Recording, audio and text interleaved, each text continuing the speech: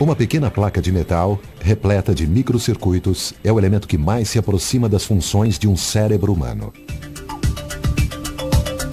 Esta porção de alta tecnologia hoje se encontra praticamente em todos os setores da vida e está revolucionando os seres humanos. Sua evolução tem sido veloz, mas ainda é impossível saber quanto mais as memórias eletrônicas vão modificar a sociedade.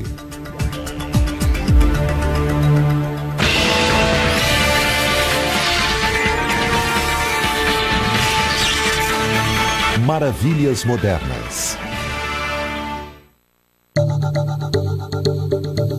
A memória eletrônica é um dos conceitos tecnológicos que mais tem influenciado e revolucionado a vida moderna. É interessante pensar na evolução da memória digital. Há 10, 15 anos, ninguém podia imaginar quanta memória podia ter um chip no seu bolso, num telefone. É incrível e parece que isso não vai ter um fim. Assim, vamos ter quantidades gigantescas de memórias disponíveis e ninguém sabe com certeza como nós as usaremos. À medida que os computadores vão ficando cada vez mais velozes, a tecnologia das memórias tem que se manter atualizada. Há 15 anos, o módulo de 1 megabyte era o maior da Kingston. Agora, temos módulos com mais de 16 gigabytes para algumas memórias de nossos servidores. Sistemas operacionais, programas, tudo está se tornando cada vez mais complexo e se precisa de mais memória e mais rápida. As memórias eletrônicas que armazenam e codificam cada dado, zeros e 1, estabelece um novo tipo de relação com nossos arquivos, onde o contato já não é direto, mas virtual. Todavia, a grande capacidade de armazenagem tem uma debilidade, a confiabilidade na preservação dos dados. Os riscos que podem se apresentar em dado momento na guarda desses suportes de informações, no caso do papel, que é o mais comum atualmente, são os sinistros que se podem apresentar por não ter as condições adequadas para a guarda desta informação. No caso de sistemas digitais, na atualidade, não sabemos até onde é possível uma guarda de informações.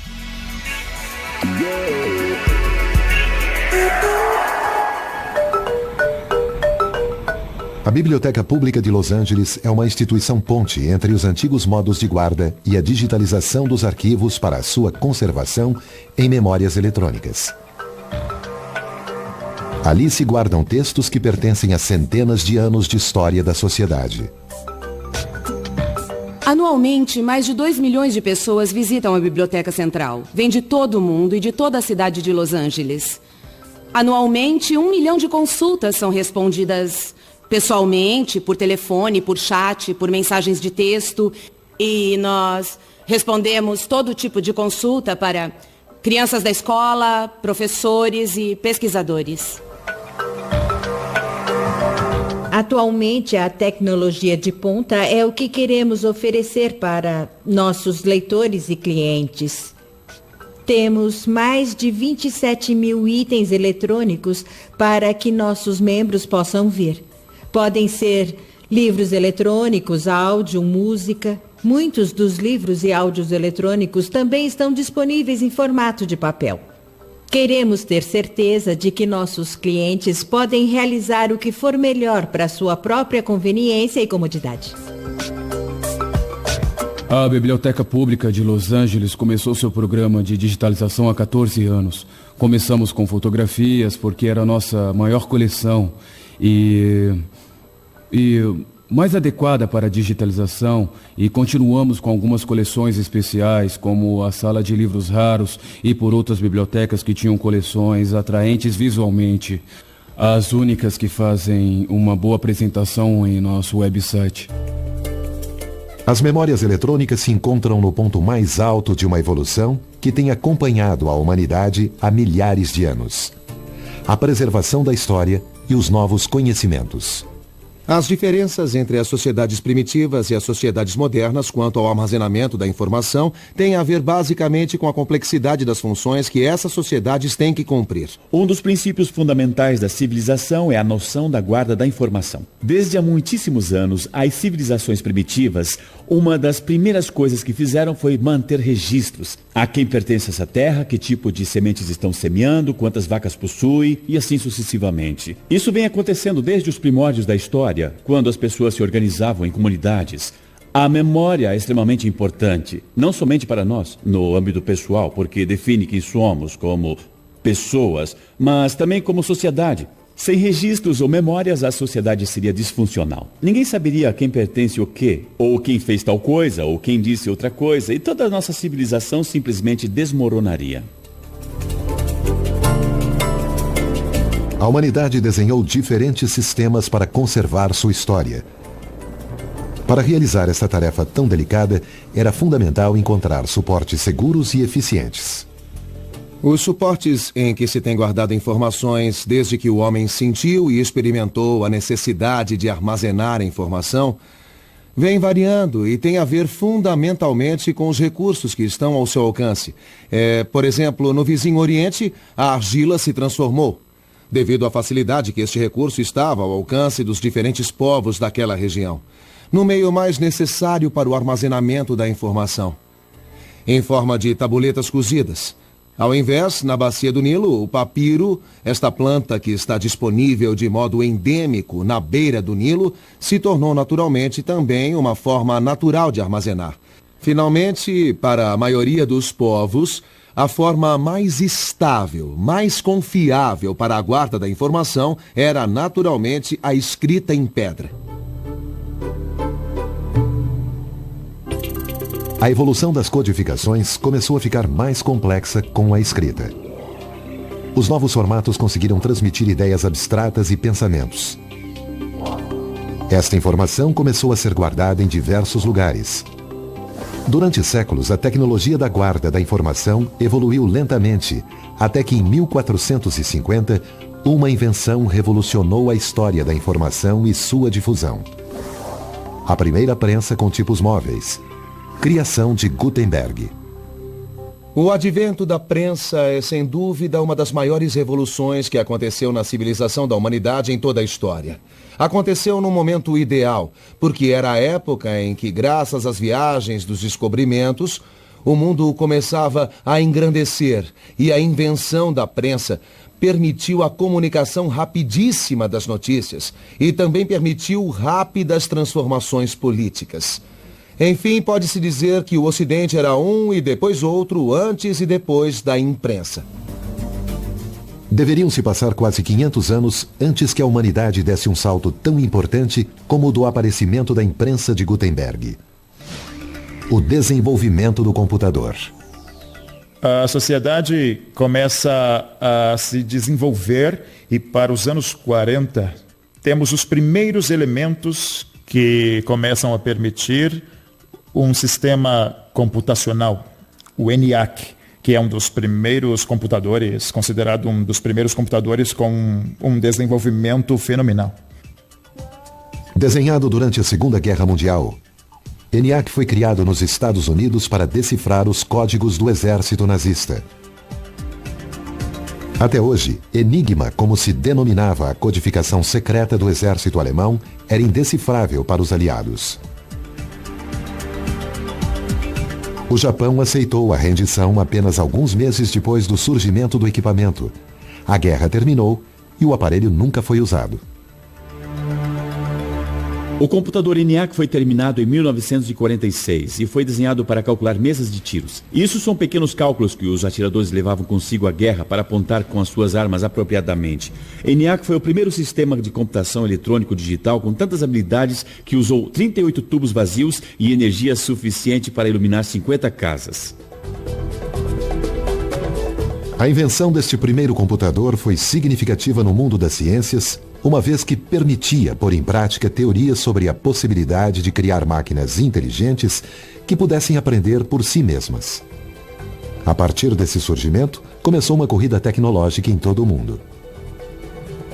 No princípio, computadores como ENIAC, GENIAC, todos esses eram referentes a cálculos, e daí vem o termo computador. Você fazia cálculos de números, de fato os computadores originais eram pessoas, normalmente mulheres, que faziam esses cálculos matemáticos à mão, assim que os primeiros computadores automatizaram isso. Hoje é apenas uma mínima fração das funções dos computadores. Hoje os computadores são basicamente condutores de informações, passam informações de pessoa a pessoa, de internet para mim, a parte real de cálculos é quase insignificante. A ideia de um computador pessoal sempre esteve presente no pensamento do homem. Computadores para uso pessoal, desde 1960, estão na ideia dos pesquisadores. Mas esses são computadores muito específicos que só certos estudantes muito privilegiados, por exemplo, do MIT ou Stanford, chegaram a usar. E os computadores que aparecem para a população em geral, isso realmente aconteceu no final dos anos 70. Assim, convencionou-se que nessa data pode ser considerado o início da era dos computadores pessoais. Os computadores conseguiram evoluir graças a uma complexa rede de avanços tecnológicos que conferiam todas essas evoluções, apoiando-se na capacidade das memórias eletrônicas de guardar e processar dados. Desde seu surgimento, as memórias eletrônicas foram uma grande revolução por si mesmas. O que é novo agora é que temos essa enorme quantidade de depósito que pode ser usado para armazenar vídeos, músicas, histórias, quantidades incríveis de coisas. Então temos dois propósitos. Uma quantidade pequena de memória é para o funcionamento do computador em si, mas a maior quantidade de memória não se utiliza para isso, mas para armazenar coisas. Esses pequenos dispositivos revolucionaram nossa vida de um modo surpreendente. Mas as potencialidades das memórias eletrônicas se impuseram em nossas vidas de maneira que ainda não conhecemos e com consequências que apenas podemos prever e imaginar.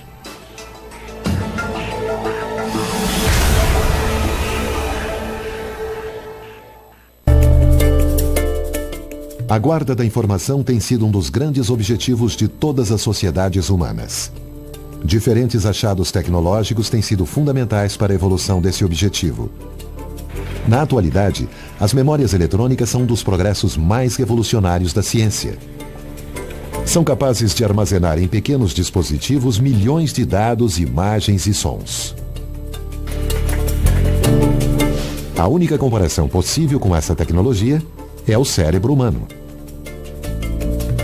São muito similares. A memória humana e a memória de um computador ou de um ordenador. Ambos, a memória humana e o ordenador, vão receber a informação de fora e vai ter uma memória de curto prazo no qual um vai definir, vai decidir o que é que guarda e o que não guarda no disco rígido, no caso do computador, e na memória a longo prazo, no caso do humano. E a grande diferença está no que eu guardo do computador é diretamente uma cópia fidedigna do arquivo em que eu estive trabalhando, enquanto que o que eu guardo na memória a longo prazo é o arquivo que eu estava trabalhando, mais as emoções que a rodeiam. Quer dizer, em que contexto aconteceu, se foi num contexto de prazer, de dor ou de medo, e se isso estava num momento determinado do dia. Se era de dia, se era de noite, que vai mudar totalmente a perspectiva quando eu invocar essa memória em formato de lembrança. Quando comparamos a memória RAM nesse caso com o cérebro, creio que há certas semelhanças que podemos destacar. Creio que uma delas é a memória a curto prazo. Todos temos memória a curto prazo. Todos lembramos do nosso nome, todos sabemos que 10 vezes 10 é 100, sem ter que olhar em nenhum lugar. Realmente, a memória RAM serve para esse propósito, no procedimento de um computador. E é uma área de alta velocidade a curto prazo que armazena informações para baixar os programas em que trabalhamos, os jogos que jogamos, as aplicações que usamos. Essas instruções são armazenadas em RAM. É natural se perguntar quanto é similar a memória de um computador e a memória do nosso cérebro. Todos armazenamos muitas informações nas nossas cabeças. Quando nascemos, não sabemos nada a respeito do nosso mundo e temos que aprender tudo. Aprender o que é uma televisão, o que é um telefone, temos que aprender o idioma. Assim é a memória em nossas cabeças e nos computadores. E qual é a diferença? Nos computadores, a informação se armazena num transistor, num bit, ao acender e apagar. No cérebro, acredita-se que a sinapse é a fonte da unidade. A sinapse é a comunicação entre os neurônios mediante um estímulo elétrico gerado e liberado no neurotransmissor. E este neurotransmissor faz o contato entre os dois neurônios de forma excitadora e inibitória, dando origem a outra informação que gera, por sua vez, outra reação. Para que a memória funcione como tal, existem bilhões de conexões de neurônios que acontecem de forma simultânea e sucessiva. A capacidade de armazenamento de memória do cérebro oscila conforme diferentes investigadores entre 1 e 100 terabytes, o que nos dá uma capacidade praticamente ilimitada de armazenamento de informação. A memória humana é configurada por diferentes tipos de memórias que trabalham em conjunto para que possamos respirar, falar e lembrar, desde quem são os membros da nossa família até onde deixamos as chaves. Estas ações são as que procuram imitar as memórias eletrônicas trabalhando em conjunto. O cérebro humano é o encarregado de aprender, de dar as ordens para executar o momento e também possui a capacidade de lembrar. A memória é a função do cérebro mais desenvolvida artificialmente. Conseguiu-se uma coordenação e velocidade de resposta realmente efetiva. Além disso, em ambas as memórias, a informação corre através de pulsos elétricos. Num computador, o bit de memória, ou um 0, é muito rápido. Pode ser preenchido a 1 e pode levar a 0 quase instantaneamente, em menos de 1 milésimo de segundo.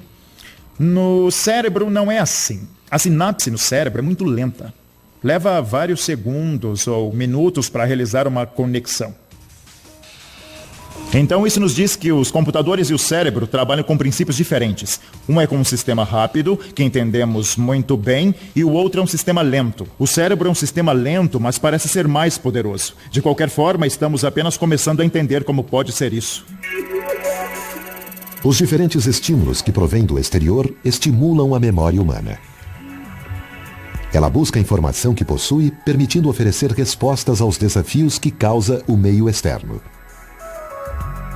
Da mesma forma, as memórias eletrônicas facilitam o acesso a diversos conteúdos, e para isso utilizam diferentes etiquetas que fazem os dados armazenados serem guardados de maneira veloz. Mas a memória eletrônica já superou a biológica? Tem uma enorme diferença na forma em que o computador armazena informação e a forma como faz o cérebro.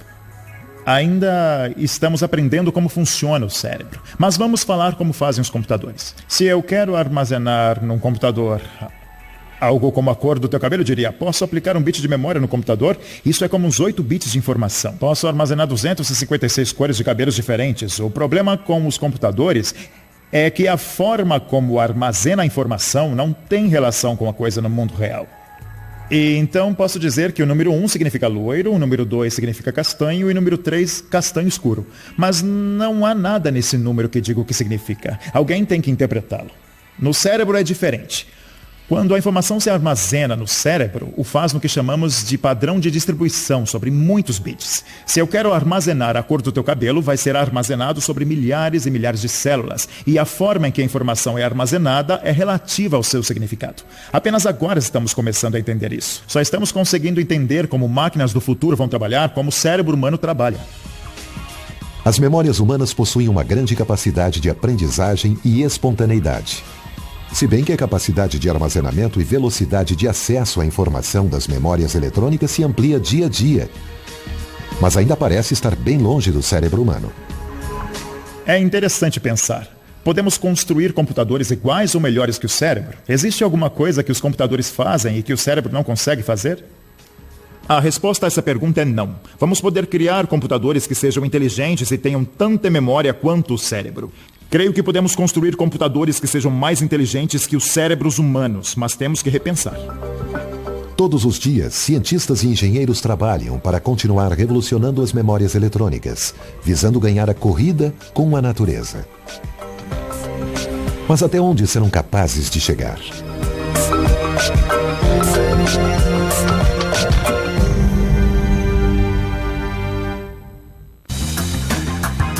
As memórias eletrônicas têm sido as responsáveis de uma das grandes revoluções de armazenamento da informação da humanidade. Atualmente, as possibilidades de armazenamento de dados cada vez são mais próximas do infinito. A codificação da informação é um dos passos fundamentais para conseguir a utilização destes elementos. Desta codificação provém o termo digitalizar. A memória mais comumente utilizada nos computadores é a memória RAM, ou memória digital de acesso, e é composta por certo número de células que armazenam informação. E essa informação se armazena em zeros e uns e é lida pela CPU para processar os dados. Algumas companhias apostam no desenvolvimento das memórias. Kingston é uma companhia nascida na Califórnia em 1987. Na atualidade, é líder na fabricação de memórias eletrônicas. Diariamente, a empresa produz memórias para todo o mundo. A fabricação de cada um dos componentes requer um trabalho delicado, no qual diferentes tecnologias conseguem peças de tamanhos e capacidades cada vez mais surpreendentes. Os módulos de memória são manufaturados como qualquer outro produto no mercado. Põe os chips na placa, soldam e entram dentro de um processo de prova. Mas nosso programa de provas é muito especial, muito específico. Todas as memórias são checadas 100%. E algumas delas, inclusive, passam por fornos e são cozidas durante a noite para ter certeza que funcionam na maior capacidade quando vão para os servidores do mercado. A tecnologia e o desenvolvimento da microtecnologia têm colaborado enormemente para a evolução das memórias. O processo de manufatura de chips de memória tem sido o mesmo desde o início. Basicamente, se pega uma lâmina de silicone e se adere ali os chips. A diferença é que agora cada vez são menores e se medem em nanos e estão na classe dos 20 nanômetros, o qual é mais fino que a grossura de um cabelo. O processo de fabricação das memórias é automatizado. As tarefas mais delicadas são executadas de forma manual. O processo da construção de uma memória e de prova está altamente automatizado. Mas há uma série de operações manuais para assegurar que possamos mandar mais de 1 milhão de peças todos os dias para o mundo todo, em mais de 80 países, incluindo a etiquetagem e embalagem de cada produto. Hoje, uma fábrica como a Kingston desenvolve diariamente uma enorme capacidade de armazenamento que é entregue ao mundo todo. A quantidade total de USB que produzimos por mês seria equivalente a 50 milhões de gigabytes de armazenamento. Enviamos mais de 500 milhões de terabytes de dados cada dia. E se quer saber o equivalente digital disso, é o mesmo que enviar 1 bilhão de bíblias digitalizadas por dia para o mundo todo.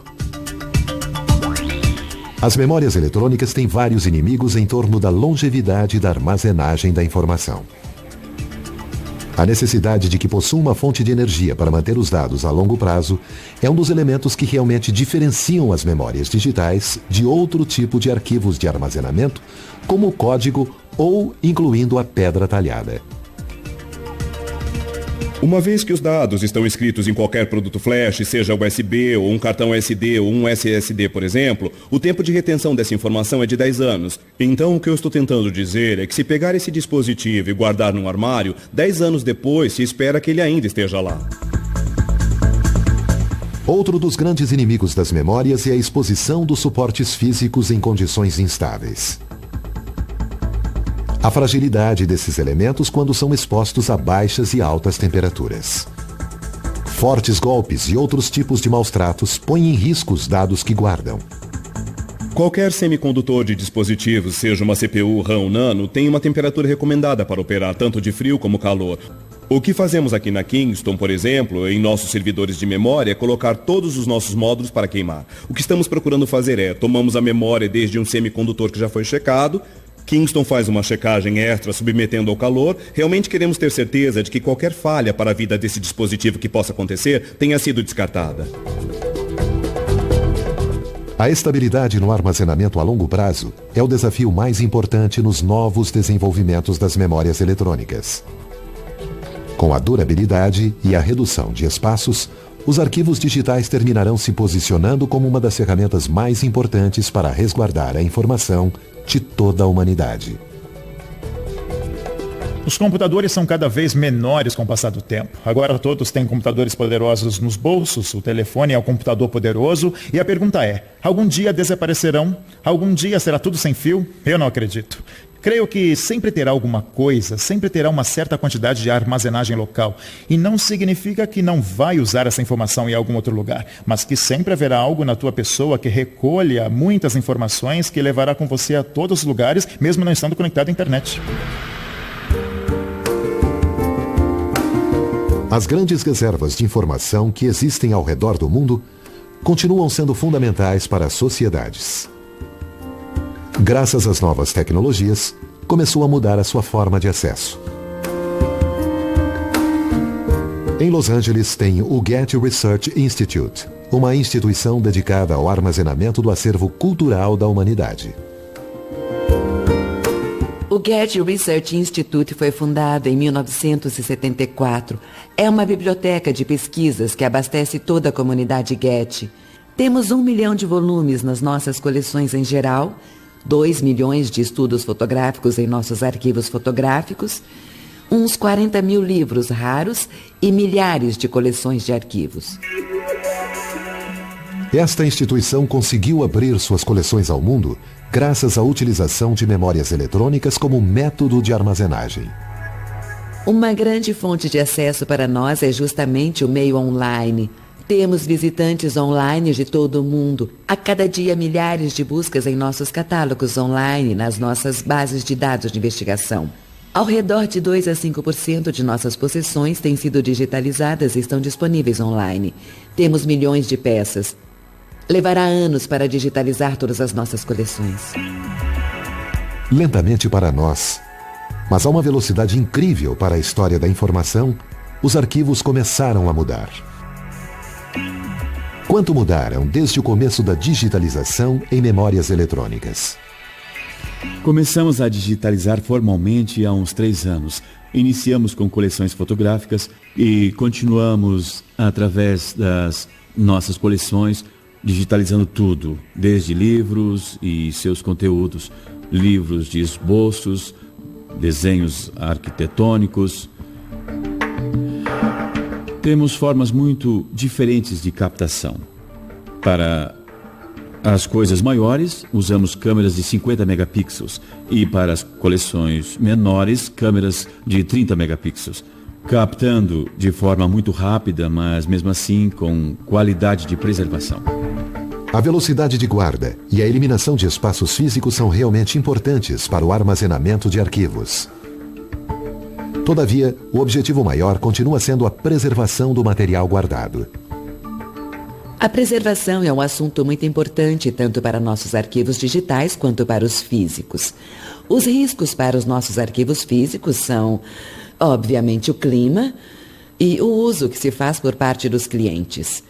Uma das razões para digitalizar é ajudar a preservar os materiais físicos, para que não sejam manuseados pelos clientes, uma vez que muitos deles são raros e valiosos.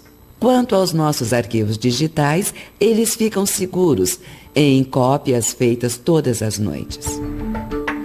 A enorme vantagem das memórias eletrônicas é que, além de guardar a informação, elas permitem multiplicar funções. No mundo financeiro, a possibilidade de processar milhões de dados em poucos segundos tem sido também fundamental para desenvolver uma revolução nos serviços bancários. Estamos no principal centro de computação do Banorte. Aqui encontramos todos os equipamentos de processamento e armazenamento de dados do banco, que antes ocupava mais de 1.000 metros quadrados de piso falso. Atualmente, este equipamento processa todas as transações do banco, de todos os clientes, e são mais de 8 milhões de transações por dia. A digitalização permite que sejam feitas transações diárias em tempo real por usuários que estejam em qualquer lugar do mundo. A digitalização em um banco permite, principalmente, converter os dados no meio digital, que pode ser operado e manipulado pelos computadores numa velocidade muito mais rápida do que os processadores normais fazem. A digitalização dos dados financeiros também possibilitou novos desafios em torno de temas tão sensíveis como a segurança e a confidencialidade. A informação que atualmente manuseamos em Banorte são aproximadamente 400 terabytes. Isso é o equivalente a 500 milhões de páginas datilografadas à máquina. A facilidade para digitalizar dados impôs um novo desafio: ordená-los para poder acessá-los de forma rápida e eficiente. Se não empregássemos um sistema de etiquetas ou uma forma de catalogar a informação, realmente seria muito difícil identificar e encontrar o que estamos procurando. E seria muito difícil encontrar os resultados mais relevantes à informação que eu estou procurando. E quanto à pessoa que gera a informação, obviamente é perder a oportunidade de apresentar o nosso trabalho, nosso desenvolvimento para o resto da comunidade. Hoje, as memórias eletrônicas são responsáveis por tarefas inimagináveis. Sem elas, o mundo não poderia ser igual ao que conhecemos atualmente. Mas, chegamos à meca da informação?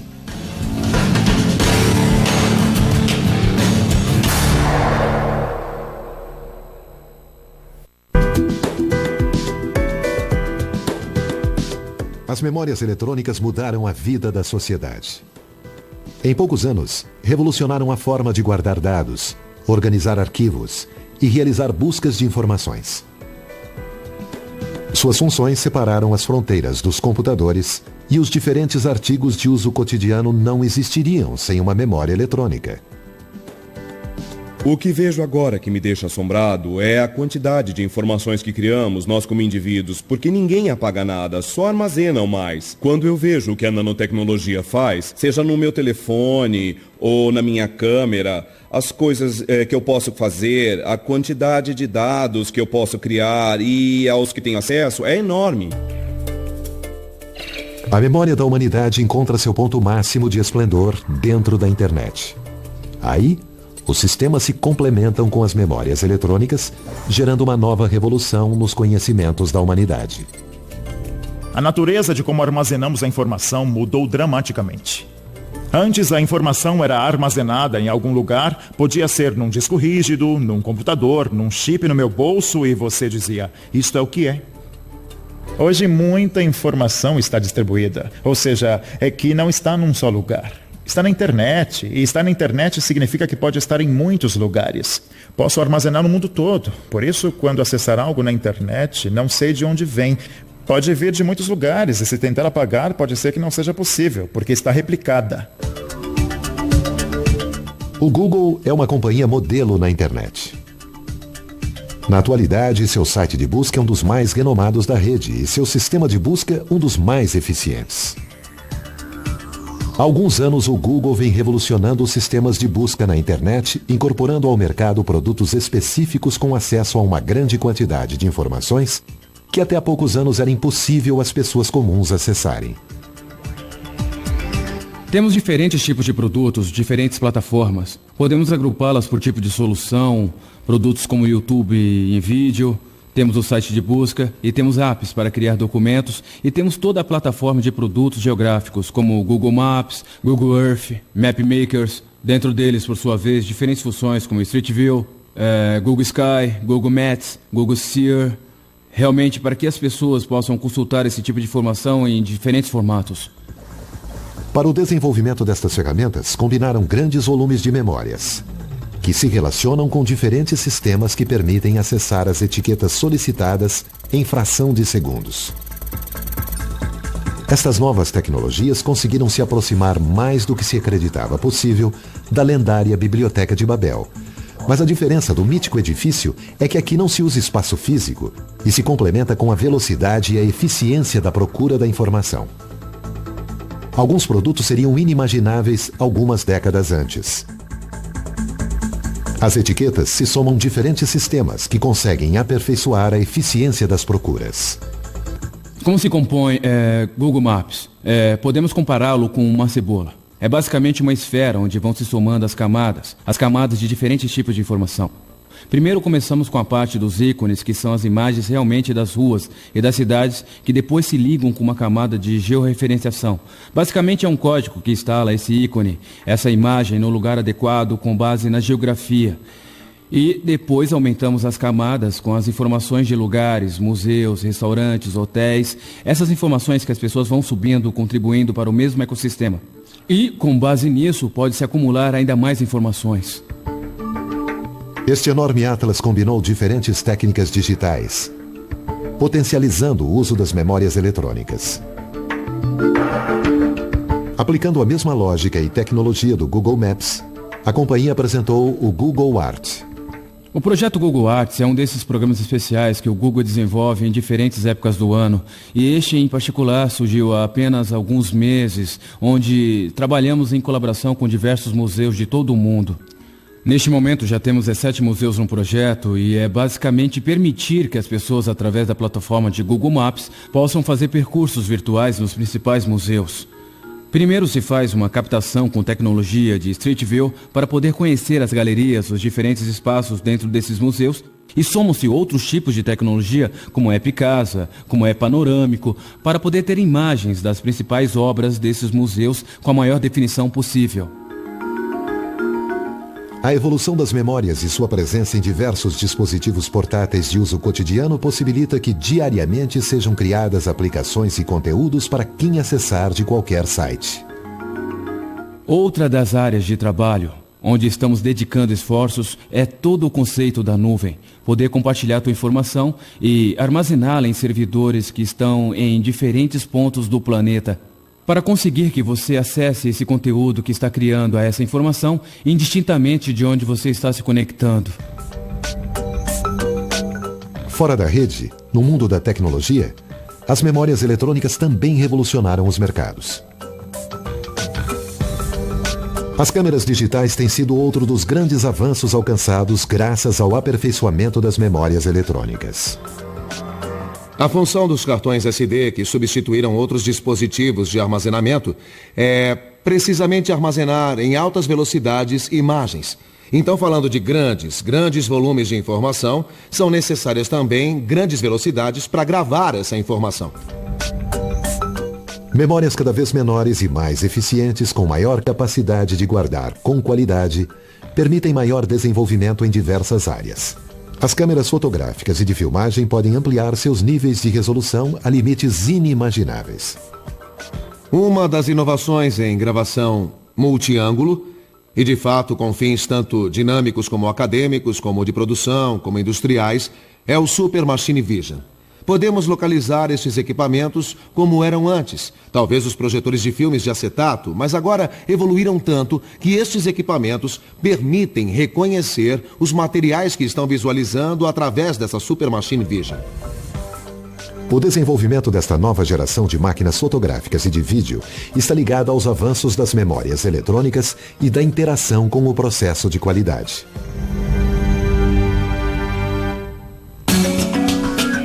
As memórias não são encontradas somente no mundo audiovisual. São milhares de artefatos de uso diário que estão ligados ao funcionamento destes microchips.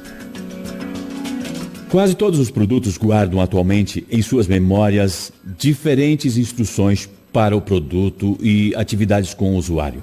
Por exemplo, temos um sistema de lavar, lavadora e secadora, onde se pode atualizar continuamente, entrando no site da companhia, baixando novos ciclos que foram definidos para melhorar o produto. E você, com o seu USB, chega à lavadora e alimenta os novos ciclos.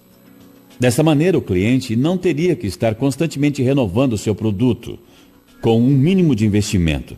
Poderia obter as melhorias do desenvolvimento dos engenheiros que estão trabalhando constantemente para melhorar os ciclos da lavagem.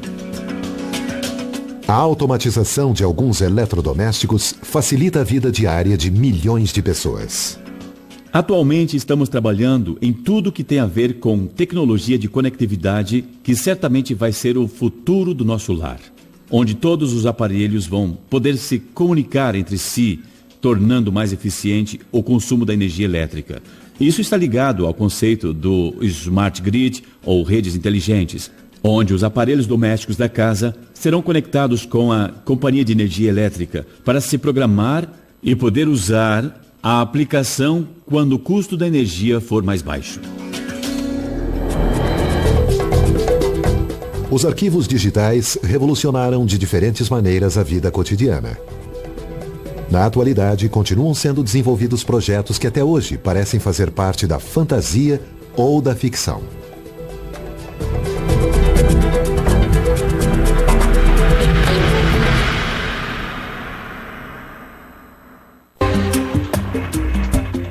A invenção das memórias eletrônicas implicou num avanço nunca visto pela humanidade. Desde a criação do primeiro computador no fim da Segunda Guerra Mundial, a quantidade de informações que se pode armazenar em suportes diminutos se multiplica a cada ano. Eu acredito que as pessoas estão acostumadas, à medida que mudamos para uma sociedade mais rápida. As pessoas querem as coisas agora, não querem esperar uma semana para a revelação do filme.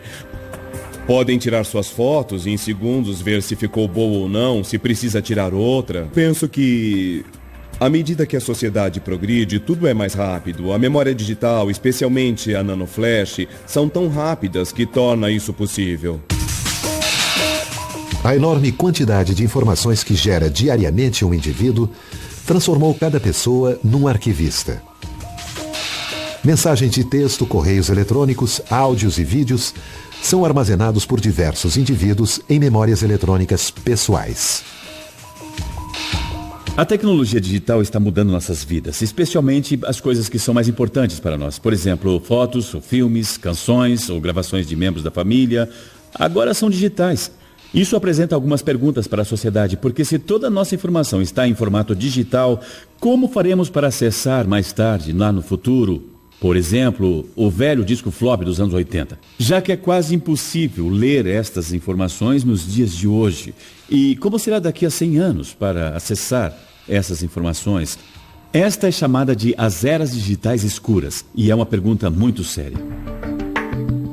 Um pequeno invento que revolucionou a vida diária é o pendrive.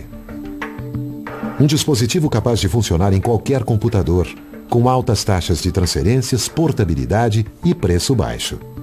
Todos os produtos nanoflash funcionam de maneira similar. Do que estamos falando, seja um USB, um cartão SD ou um SSD, é uma diferença de conectividade. Como o dispositivo conecta o aparelho receptor, com o conector USB tem um controlador USB. Com o USB tem um conector que conecta com o aparelho receptor. Em termos de como os dados se escrevem à memória flash, funciona igual. A forma como produzimos o USB é um processo de Surface Main Technology. Esse processo é essencialmente como conectamos o dispositivo nano. Vários semicondutores a um PCB, um círculo de placa impressa. Se solda, temos uma máquina que coloca o nano, aí vão para a parte de queimado. O queimado é essencialmente um forno. Vai se pôr dentro de 8 ciclos diferentes de temperaturas, vai esquentar o módulo aproximadamente a 100 graus Fahrenheit e quando esfriar, o dispositivo continua grudado ao PCB. Então nós teremos um produto. No tempo em que a capacidade de armazenamento se multiplica, as novas tecnologias têm uma maior segurança combinada com uma velocidade de transferência de dados muito mais veloz.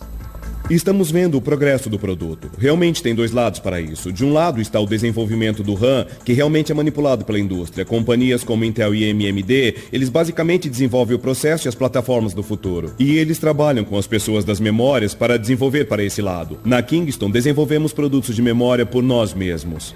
E é a indústria que nos leva a isso. Então, se pensarmos que precisamos construir um módulo de 8 GB para um notebook, precisamos de um sistema com uma plataforma que possa suportá-lo. Pelo lado de flash, é um pouco diferente. Como o que nós mesmos desenvolvemos, um bom exemplo disso seria a tecnologia SSD. Não há nada no mercado que precise ter um SSD. Mas é uma forma de fazer um dispositivo muito mais rápido para armazenar em computadores de escritórios, notebooks e servidores. E é algo que existe fora da indústria. Não tem ninguém que esteja nos empurrando para fazer um produto flash com um cartão SD ou USB. Existem fabricantes que se encarregam de desenvolvê-los e se é algo novo, algo como um SSD, temos sido os criadores praticamente desde o rascunho. A tecnologia em matéria de memórias digitais nos acostumou a avançar com mais velocidade do que a nossa imaginação. Qual é o futuro das memórias? Até onde chegarão e qual é o limite? Tem duas direções que se pode ir. Uma, se pensamos nas memórias tradicionais que usamos no computador. Hoje, para armazenar um vídeo, ou um filme, ou uma canção, ou algo assim, já sabemos de que forma é. Só que vai ser mais e mais barata e maior e vai poder armazenar mais e mais coisas. E é mais ou menos nesta curva onde vai ficar mais barato e com maior densidade. Mas há uma duração completamente diferente em que a memória pode evoluir e eu acho que vai acontecer. Vamos começar a construir memórias digitais que funcionem mais como a memória digital do cérebro. Nem sequer começamos a fazer isso. E isso é uma coisa muito difícil de se fazer. A diminuição do espaço que as memórias ocupam e o incremento na sua capacidade de armazenamento, junto com o barateamento de custos, implica que cada vez mais gente pode acessar as mesmas informações. Já não é necessário contar com um computador pessoal. Algo tão simples como um celular permite armazenar mais informações pessoais. Se calcula que no mundo existam 4,6 bilhões de celulares em uso. E o número cresce a cada dia. É difícil saber como a revolução digital no terreno da informação vai transformar nossas vidas no futuro. Hoje em dia nos fascina e nos encanta a velocidade com a qual podemos saber dos acontecimentos que estão ocorrendo neste mesmo instante, do outro lado do mundo. Mas também podemos nos perguntar se isto não vai nos levar a novas formas de não comunicação absolutamente radical. Em todo caso, eu creio que temos que ser otimistas e pensar que, como sempre, no decorrer da história, a informação existirá para nos comunicar.